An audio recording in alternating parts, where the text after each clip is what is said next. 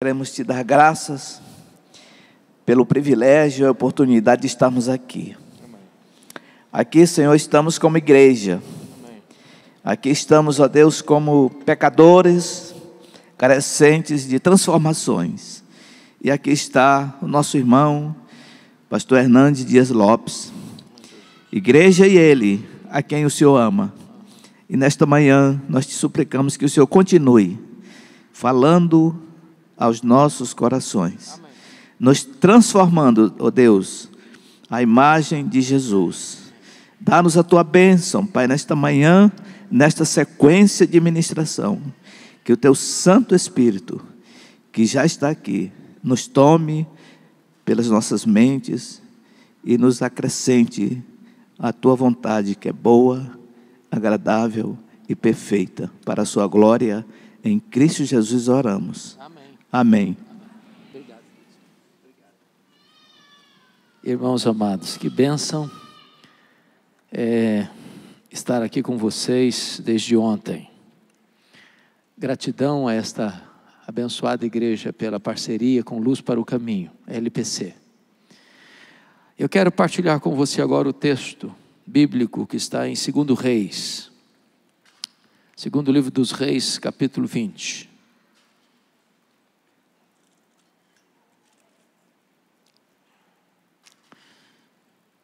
Versos de 1 a 11.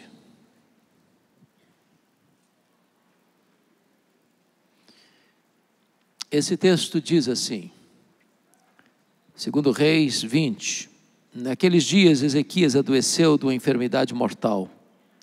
Veio ter com ele o profeta Isaías, filho de Amós, e lhe disse: assim diz o Senhor, põe em ordem a tua casa, porque morrerás e não viverás.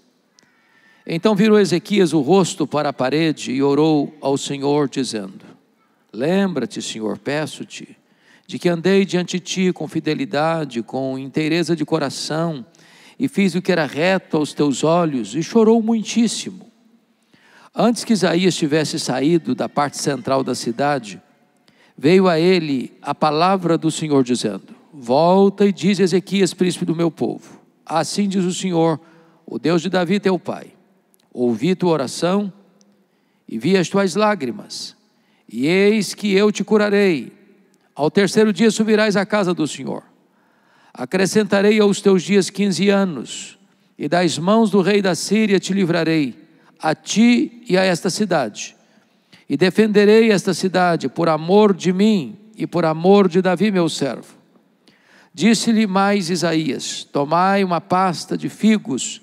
Tomaram-na e a puseram sobre a úlcera, e ele recuperou a saúde. Ezequias disse a Isaías: qual será o sinal de que o Senhor me curará, e de que ao terceiro dia subirei à casa do Senhor? Respondeu Isaías: ser-te-á isso da parte do Senhor como sinal de que ele cumprirá a palavra que disse: adiantar-se-á a sombra 10 graus, ou os retrocederá. Então disse Ezequias: é fácil que a sombra adiante 10 graus, tal porém não aconteça, antes retroceda 10 graus.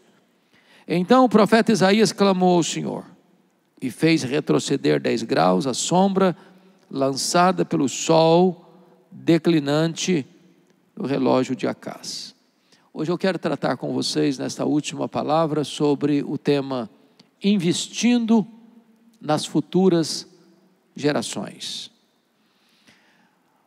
O rei Ezequias começou a reinar com 25 anos. Ele reinou 29 anos. Morreu com 54 anos.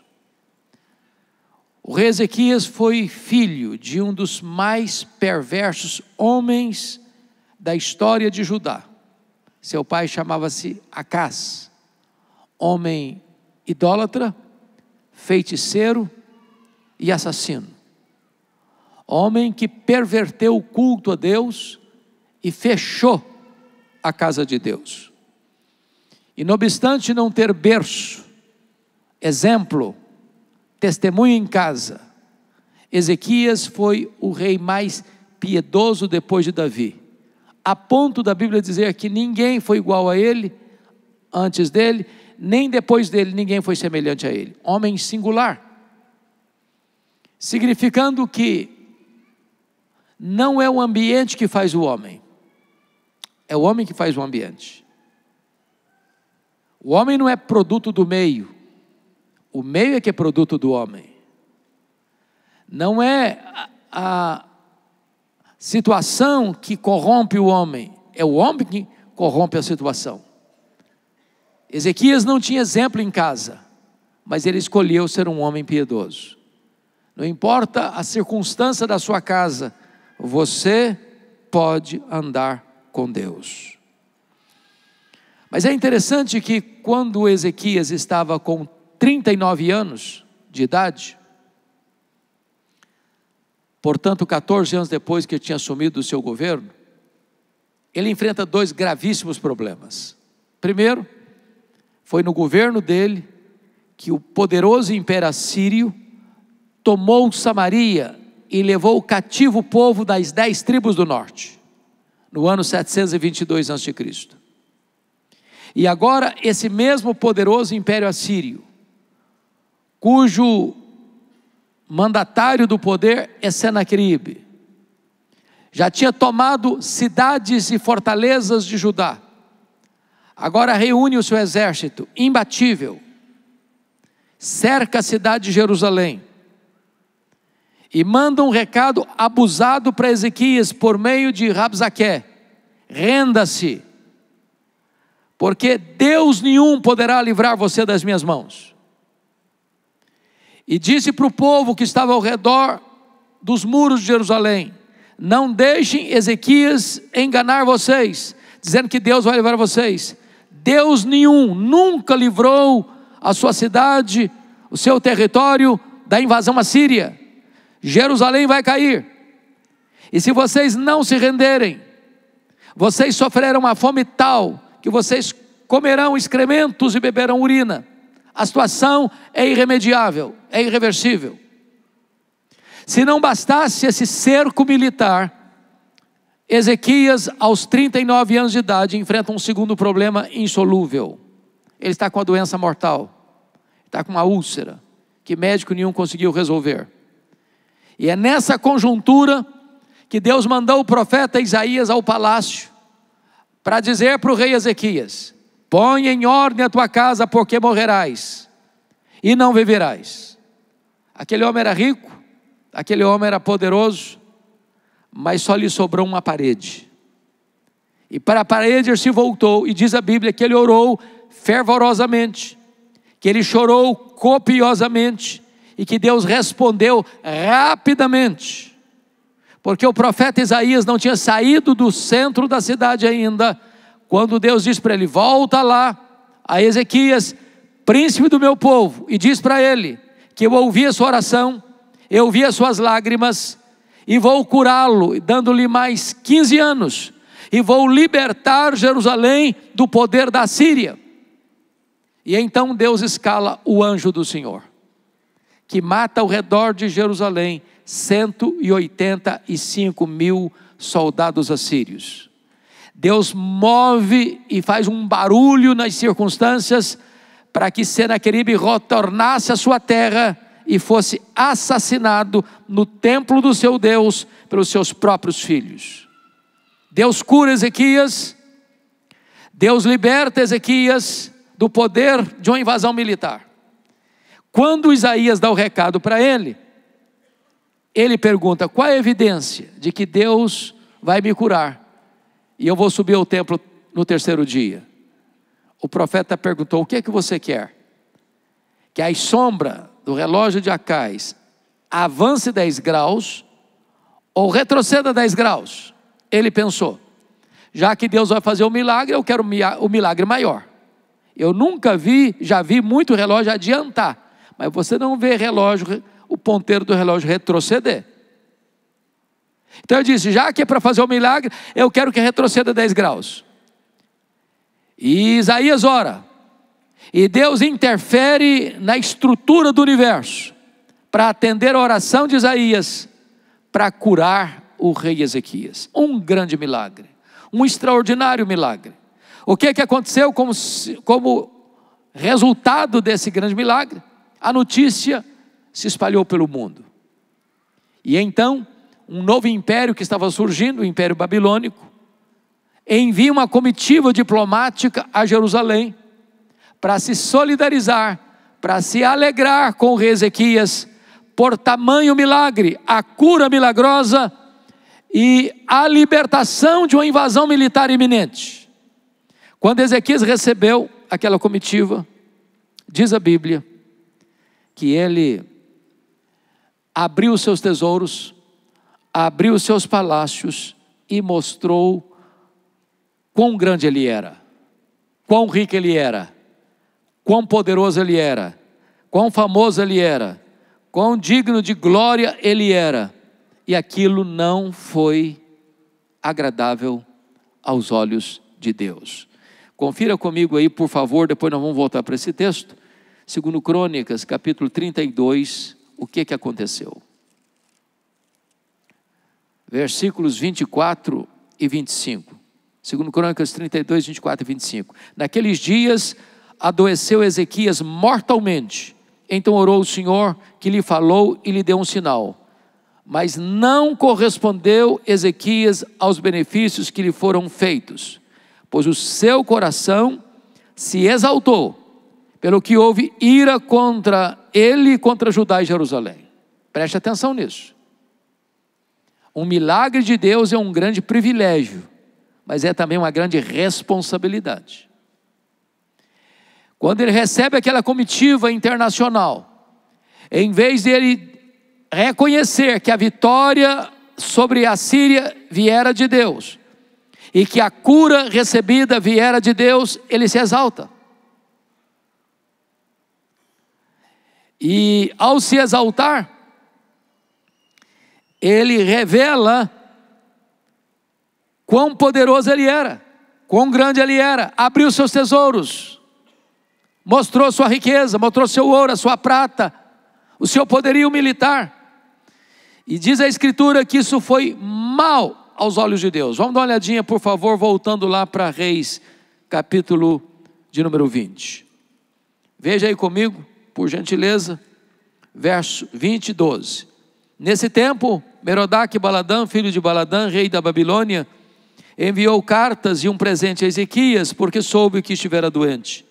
Ezequias se agradou dos mensageiros e lhes mostrou toda a casa do seu tesouro, a prata, o ouro, as especiarias, os óleos finos, o seu arsenal e tudo quanto achava nos seus tesouros. Nenhuma coisa houve, nem em sua casa, nem em todo o seu domínio, que Ezequias não lhe mostrasse. Notinha de rodapé: você não tem que mostrar tudo na sua casa para as pessoas, não.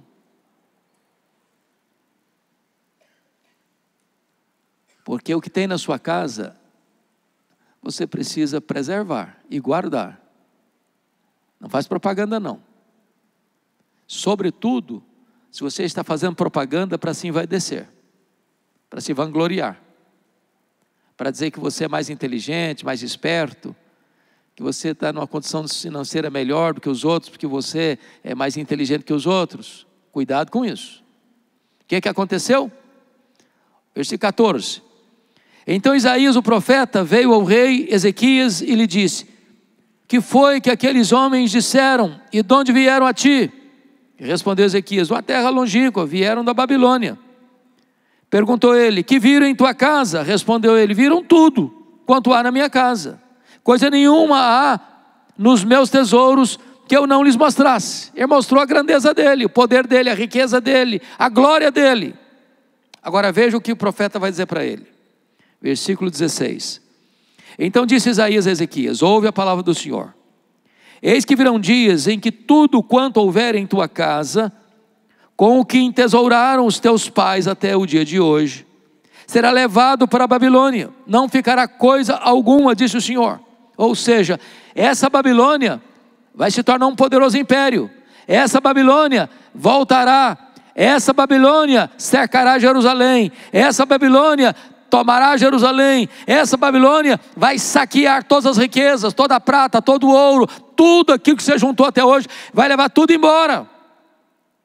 Mas mais, olha o versículo 18: dos teus próprios filhos que tu gerares, tomarão, ou seja, os filhos serão escravos. Tem mais. Para que sejam eunucos no palácio do rei da Babilônia, ou seja, seus filhos serão castrados, serão eunucos, feitos eunucos, não terá mais descendência. Agora veja a resposta do rei ao profeta, diante dessa tragédia. Então disse Ezequias a Isaías: boa é a palavra do Senhor que disseste. Então você não está entendendo, você está maluco. Eu estou falando que a Babilônia virá, que a Babilônia vai saquear, que a Babilônia vai escravizar, que a Babilônia vai fazer dos filhos eunucos, castrá-los. E você diz que boa essa palavra? Você está louco? Você perdeu o juízo?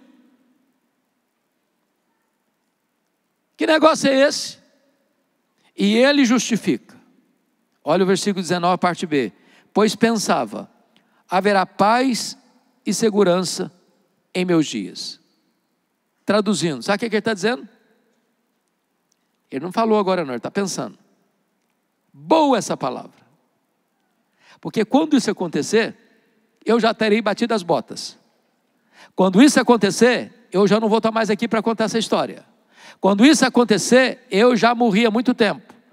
E agora preste atenção na conclusão dele. Depois que eu morrer, é isso que ele está dizendo. Depois que eu morrer, desculpem da expressão, que se danem as futuras gerações. Eu não estou nem aí. Eu só me importo comigo. É muito triste você escutar este um homem piedoso. Um cara que está olhando para o umbigo dele, para o conforto dele. Mas não se preocupa com seus filhos, com seus netos, com as futuras gerações. Meus irmãos, tem muita coisa que hoje ou nós enfrentamos, ou os nossos filhos e os nossos netos pagarão a conta. Talvez um dos maiores problemas da nossa sociedade é que ela é egoísta demais, narcisista demais, olhando só para si mesmo e não se preocupa com as futuras gerações. Cristianismo, irmãos, é como uma corrida de revezamento. Se nós falharmos em passar o bastão da fé para os nossos filhos, para os nossos netos, amanhã a apostasia pode visitar e bater a nossa porta. É só você olhar o que está acontecendo no mundo. E você verá que regiões onde existiram igrejas vivas, hoje só existem monumentos, porque o movimento virou monumento. Às vezes só tem escombros, vagas lembranças de uma igreja que viveu no passado, porque num dado momento, os pais só se preocuparam com eles mesmos, e não passaram o bastão da fé para outros. Então vamos entender aqui. Volta comigo a olhar para o capítulo 21. Tinha Manassés 12 anos de idade, quando começou a reinar, porque está escrito no verso 21 do capítulo 20, descansou Ezequias com seus pais, e Manassés, seu filho, reinou em seu lugar. Então vamos entender aqui. Qual foi a mensagem que Isaías levou a Ezequias no seu palácio? Põe em ordem a tua casa. Por quê? Porque morrerás e não viverás. Aí Deus diz para o seguinte: eu vou lhe dar mais 15 anos de vida. Agora vamos ler o versículo 1, de 21. Tinha Manassés 12 anos de idade quando começou a reinar. Então, qual a conclusão que você chegou? Que o Manassés nasceu 3 anos depois do milagre da cura. Você tinha mais 15 anos. Manassés começou a governar com 12. Significa que no 3º ano da cura nasceu um menino, que era o filho dele, o sucessor dele, o herdeiro do trono. Se esse homem tivesse levado Deus a sério, o que ele teria feito? Meu Deus, o Senhor mandou eu colocar minha casa em ordem. E casa não é o palácio, não são os tapetes, não são os móveis. Casa é família. Então o que ele teria feito? Eu vou investir no meu filho, vai ser meu sucessor. Ele já tinha histórico de homens maus no passado, como o pai dele tinha sido um homem mau, o Acás. Eu quero que o meu filho conheça o Senhor. Eu quero que o meu filho ande nas minhas pegadas. Eu quero que o meu filho conheça a verdade. Eu quero que o meu filho ande na verdade. Eu quero que o meu filho seja um homem digno de assumir o trono e continuar o revivamento e a reforma espiritual. Mas o silêncio do texto é perturbador. Ele não fez isso. Se você olhar comigo, vamos perceber versículo 2. Quando Manassés assumiu o governo, ele fez o que era mal perante o Senhor, segundo as abominações dos gentios que o Senhor expulsara de suas possessões de diante dos filhos de Israel. Versículo 3, pois tornou a edificar os altos, que Ezequias seu pai havia destruído, levantou altares a Baal, fez um poste ídolo, como o que fizera Acabe, rei de Israel, e se prostrou diante de todo o exército dos céus, e o serviu. Versículo 4, edificou altares na casa do Senhor, da qual o Senhor tinha dito, em Jerusalém porei o meu nome. Versículo 5, também edificou altares a todo o exército dos céus, nos átrios da casa do Senhor. Versículo 6, queimou seu próprio filho como sacrifício, adivinhava pelas nuvens, era agoureiro, tratava com médiuns e feiticeiros, prosseguiu em fazer o que era mal perante o Senhor, para o provocar a ira. Versículo 9, Manassés de tal modo os fez errar, que fizeram pior do que as nações que o Senhor tinha dito ou destruído diante dos filhos de Israel. Versículo 16, além disso Manassés derramou muitíssimo sangue inocente, até encher Jerusalém de um a outro extremo, afora seu pecado com que fez pecar a Judá, praticando o que era mal perante o Senhor. Foi o maior monstro da história de Judá, foi o pior rei da história de Judá. Por quê? Porque o pai dele não investiu na vida do menino. Trágico, triste. Manassés foi o cara que mais governou em Jerusalém, 55 anos, e foi o pior rei de Jerusalém, foi o pior rei de Judá, por uma razão única: seu pai não levou a sério uma ordem de Deus, põe em ordem a tua casa, não investiu na vida espiritual do seu filho. E aí, meus amados irmãos, nós precisamos ir para um outro texto para entender uma coisa. Vá comigo agora, por favor, para Jeremias 15. Jeremias 15. Por favor, observe aí. Versos de 1 a 4. São dos textos mais duros da Bíblia. Disse, porém, o Senhor: ainda que Moisés e Samuel se pusessem diante de mim, os dois grandes intercessores, meu coração não se inclinaria para este povo. Lança-o diante de mim e saiam. Quando te perguntarem para onde iremos, dir-lhes-ás, assim diz o Senhor: o que é para a morte, para a morte; o que é para a espada, o que é para a fome, para a fome; o que é para o cativeiro, para o cativeiro. Porque os punirei com 4 sortes de castigo, diz o Senhor: com espada para matar, com cães para os arrastarem, e com as aves dos céus e as feras do campo para os devorarem e destruírem. É o cerco de Jerusalém, é a Babilônia prestes a invadir Jerusalém. Por que razão? Por favor, grave, anote, sublinhe esse versículo. Entregá-los-ei para que seja um espetáculo horrendo por todos os reinos da terra, por causa de Manassés, filho de Ezequias, rei de Judá, por tudo quanto fez em Jerusalém. Perceba aí o reflexo. A invasão da Babilônia, a queda de Jerusalém, a destruição do templo de Salomão, a maior ruína daquele território ocorreu, por quê? Por causa de Manassés. Conclusão: o cativeiro babilônico nasceu dentro da casa do rei Ezequias. A maior tragédia de Jerusalém nasceu no útero da casa de Ezequias. Põe em ordem a tua casa. Ele não investiu no seu filho, e o seu filho foi o causador do grande cerco, da grande queda, da grande destruição de Jerusalém. Agora preste atenção nisso. Quando eu olho para a Bíblia, eu vejo que Davi, por exemplo, tentou salvar o mundo e perdeu a sua família. Quando eu olho para a Bíblia, eu vejo que Noé perdeu o mundo, mas salvou a sua família.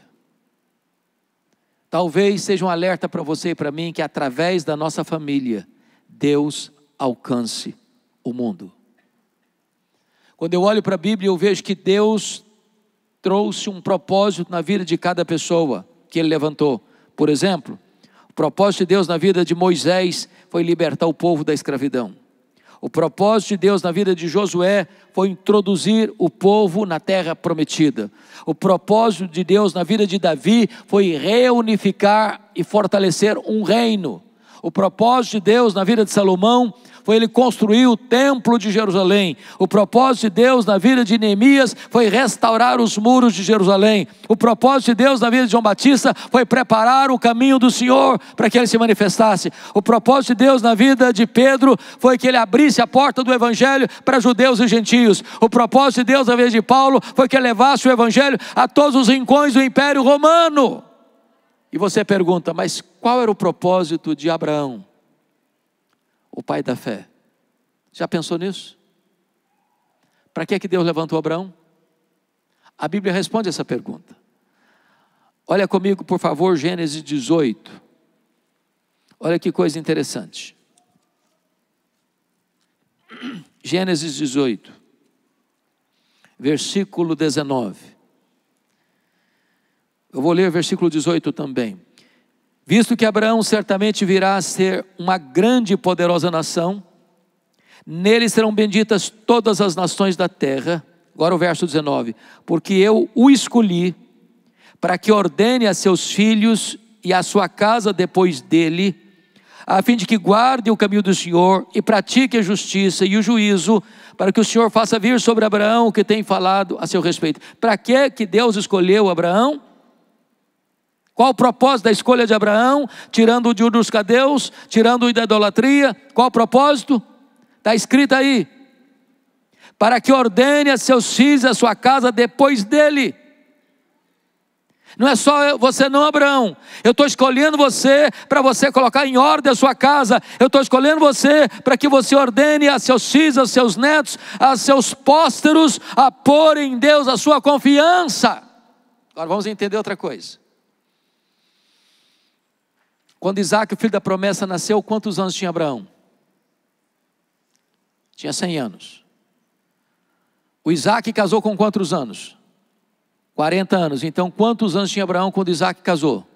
140 anos. A Rebeca era estéril. Quantos anos Isaac orou por ela para ser curada? 20 anos.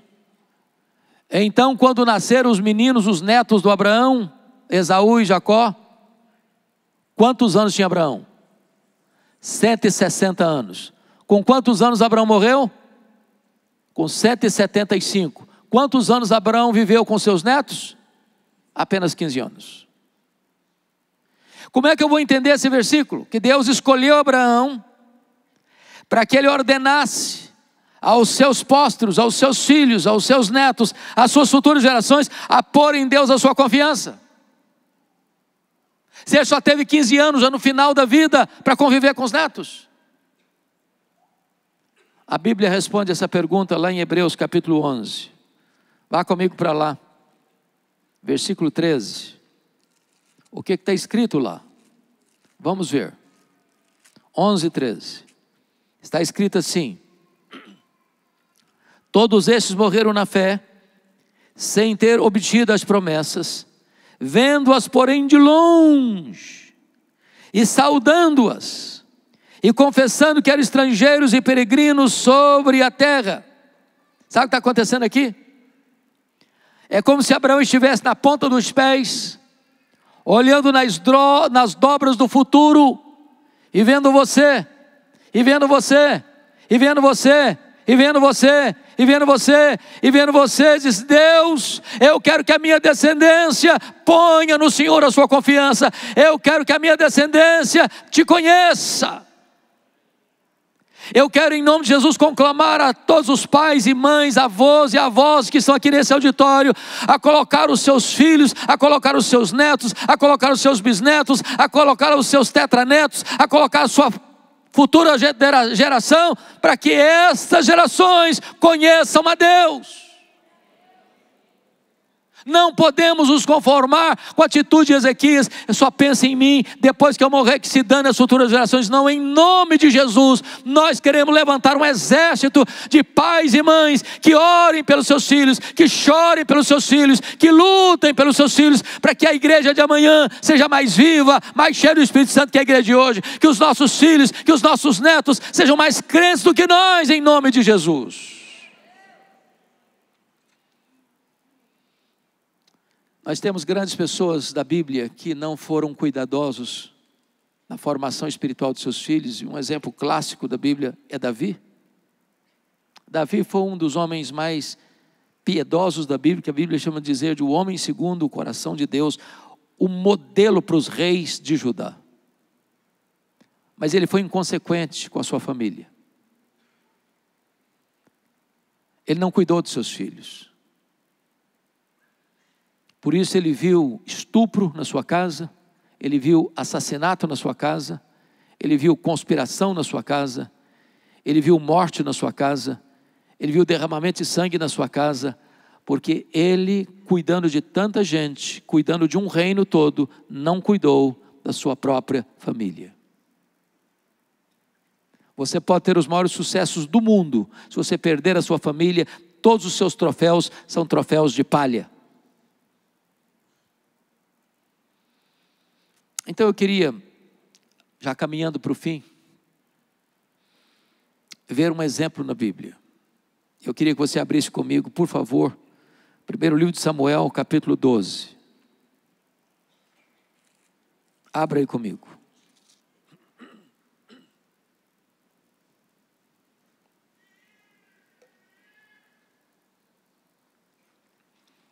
Esse é um relatório de um homem que teve tríplice função no seu país. Ele era um juiz, ele era um profeta, ele era um sacerdote. Ocupava funções eclesiásticas e funções civis. E ele está no final da vida prestando um relatório à sua nação. Então vamos ver comigo, começando com o verso 1. Então disse Samuel a todo Israel: eis que ouvi a vossa voz em tudo que me dissestes, e constituí sobre vós um rei. Agora, pois, eis que tendes o rei à vossa frente. Já envelheci, e estou cheio de câncer, e meus filhos estão convosco. O meu procedimento esteve diante de vós, desde a minha mocidade até o dia de hoje. Eis-me aqui, testemunhai contra mim perante o Senhor, e perante o seu ungido. De quem tomei o boi? De quem tomei o jumento? A quem defraudei? A quem oprimi?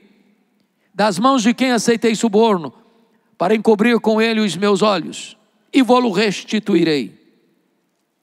Eu fico imaginando, se os políticos do Brasil, se os políticos de Brasília, poderiam ao final do seu mandato, dar um relatório desse. Durante a vida inteira, lidando com dinheiro, lidando com a administração pública, lidando com as coisas eclesiásticas, com lisura. Versículo 4, então responderam: em nada nos defraudaste, nem nos oprimiste, nem tomaste coisa alguma das mãos de ninguém. E ele lhes disse: o Senhor é testemunha contra vós outros, e o seu ungido é hoje testemunha de que nada tendes achado nas minhas mãos. E o povo confirmou: Deus é testemunha. Vida limpa, vida ilibada, testemunha irrepreensível. Você então diz assim: é desse jeito que eu quero também encerrar minha carreira. Testemunho bonito. Mas, porém, entretanto, todavia, entre mentes, algumas coisas esquisitas. Volta comigo ao capítulo 8, verso de 1 a 5. Porque lá é o Samuel diante da nação, dando um relatório. Agora vamos ler o capítulo 8, verso 1. Tendo Samuel envelhecido, constituiu seus filhos por juízes sobre Israel. Para um pouquinho. Pergunta: quem constituía juiz em Israel? Deus. prerrogativa exclusiva de Deus. Aqui Samuel está assumindo um papel que não é dele. Pior, ele está constituindo seus filhos. Isso é nepotismo. Constituindo seus filhos que não têm um bom exemplo. Versículo 2, aliás, versículo 3. Porém, seus filhos não andaram pelos caminhos dele. Antes se inclinaram à avareza e aceitaram subornos e perverteram o direito. Ou seja, os filhos de Samuel tinham outro estofo moral diferente do pai. O ponto positivo de Samuel é: você não subornou, você não roubou, você não se corrompeu, você não recebeu propina, você não recebeu um boi, um jumento sequer, com pagamento de favores. Não, foi íntegro. Mas os filhos dele foram o contrário do pai, aceitaram o suborno. Versículo 4. Então os anciãos todos de Israel, preste atenção, não foram alguns anciãos não, todos os anciãos de Israel se congregaram e vieram a Samuel a Ramá e lhe disseram: veja, estás velho, e teus filhos não andam pelos teus caminhos, constitui-nos, pois, agora um rei sobre nós, para que nos governe, como tem em todas as nações. Em outras palavras, estão dizendo o seguinte: Samuel, se você vivesse mais tempo, nós estávamos fechados com você. Agora você está pertinho de bater as botas. E nos seus filhos nós não confiamos. Nós não queremos ficar debaixo da autoridade dos seus filhos. Então faz um favor, antes de você morrer, constitui-nos um rei, porque nós não queremos ficar debaixo da liderança dos seus filhos. Notinha de rodapé. Israel rejeitou o governo de Deus e abraçou a monarquia, que não era o projeto de Deus. E a monarquia nasceu dentro da casa de Samuel. Sabe por quê? Samuel levou Deus a sério, mas não passou o bastão da mesma fé para os seus filhos.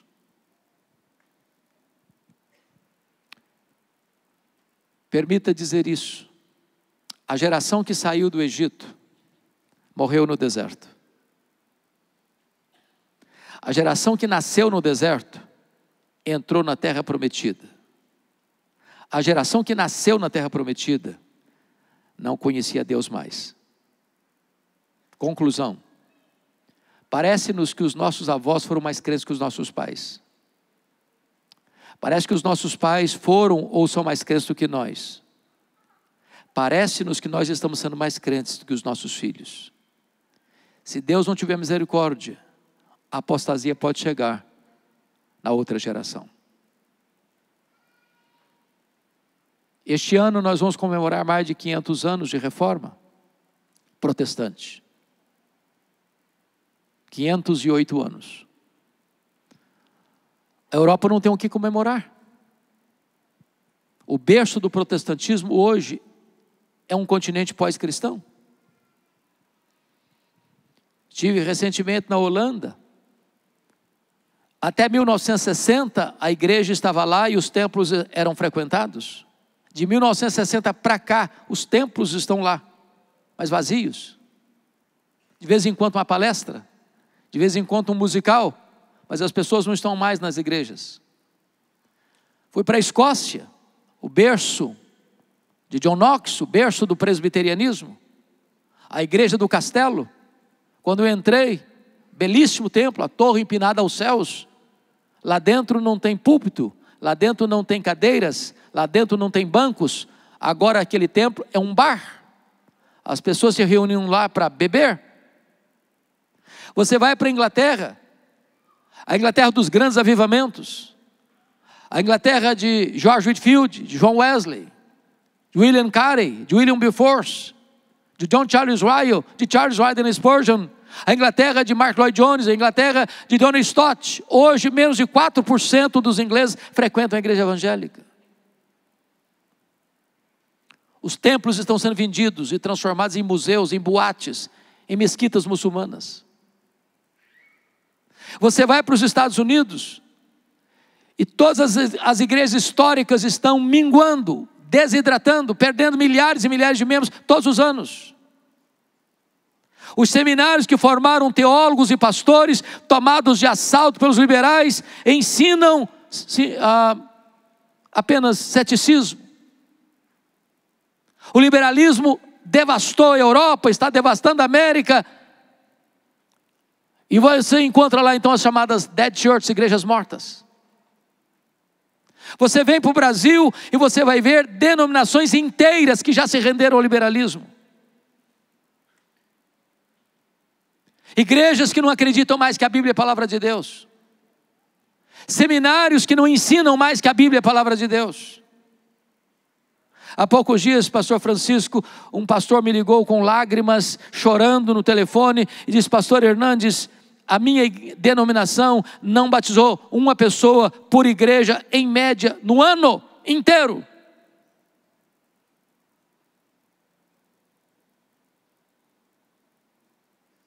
Amados, eu quero aqui, em nome de Jesus, fazer um apelo e um desafio, de nós colocarmos em ordem a nossa casa. Nós vivemos numa geração que está correndo atrás de tantas coisas, quer conforto, quer dinheiro, quer riqueza, quer prosperidade. Tudo isso é bom se vem de Deus, fruto do trabalho honesto.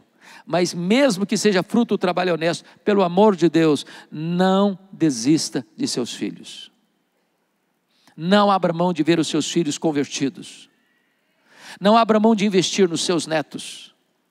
Porque nós poderíamos ter todas as riquezas do mundo, se nós perdermos os nossos filhos, os nossos netos, as futuras gerações, nós teremos fracassado rotundamente em nossa missão. Invista nas futuras gerações. E eu quero concluir com o Salmo 78, por favor, vá comigo para lá e eu encerro aqui.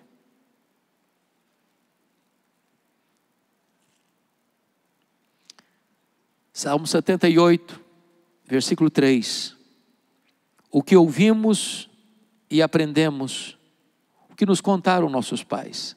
Me permita perguntar, quantos aqui nasceram num lar evangélico, um lar cristão? Levante a mão. Quantos nasceram? Que privilégio você e eu tivemos. Nós ouvimos, nós aprendemos o que os nossos pais nos contaram, os nossos pais nos contaram. Mas aqui tem uma promessa. Versículo 4, nós não encobriremos a seus filhos, contaremos à vindoura geração os louvores do Senhor e o seu poder e as maravilhas que fez. As crianças hoje têm outros heróis. Heróis de Araque, heróis fake news. Temos falhado às vezes em passar essa mensagem para os nossos filhos. Nós não encobriremos isso. Nós contaremos à vindoura geração os louvores do Senhor e o seu poder e as maravilhas que fez. Versículo 6. A fim de que a nova geração os conhecesse, filhos que ainda hão de nascer, se levantassem e por sua vez os referissem aos seus descendentes, para que pusessem em Deus a sua confiança. Eu não sei se esse assunto mexe com você, mas a mim mexe demais. E eu gostaria de saber se eu tenho hoje pais e mães, avós e avós aqui hoje, nesse auditório, que querem dar as mãos, dizer: nós lutaremos pelos nossos filhos, nós lutaremos pelos nossos netos, nós não abriremos mão das futuras gerações. Nós queremos uma igreja amanhã mais forte do que a igreja de hoje. Tem gente assim, desejosa de fazer isso? Louvado seja o Senhor. Vamos ficar em pé então e vamos orar.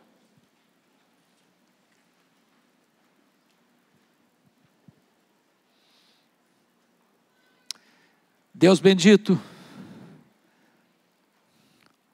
acabamos de receber um alerta da tua palavra. E nós não queremos agir como agiu no passado o rei Ezequias, que só se importava com ele, com o conforto dele, com a proteção dele, mas entregou seus filhos, seus netos, seus pósteros à escravidão e à morte. Compadece-te de nós, Senhor. Poupa os nossos filhos. Poupa os nossos netos, poupa os nossos bisnetos, poupa as futuras gerações, Senhor. Dá-nos coragem, Deus, para passar o bastão da fé para a futura geração, para a próxima geração. Dá-nos a bênção, Deus, de ver um grande reavivamento espiritual na nossa casa, na nossa família, na nossa igreja, na nossa denominação, na igreja evangélica brasileira e mundo afora. Dá-nos a bênção de ver, Deus, crianças e adolescentes cheios do Espírito Santo, que vão proclamar o Teu nome e vão pôr no Senhor a sua confiança. Visita-nos nesta manhã, Senhor, e traga sobre nós a consciência do nosso dever, e dá-nos um sinal do Teu favor, de vermos Tu levantando, conforme o Teu propósito e para a Tua glória, esta geração e as futuras gerações para Te servirem e fazerem a Tua obra. Louvado seja o Teu nome, em nome de Jesus. Amém.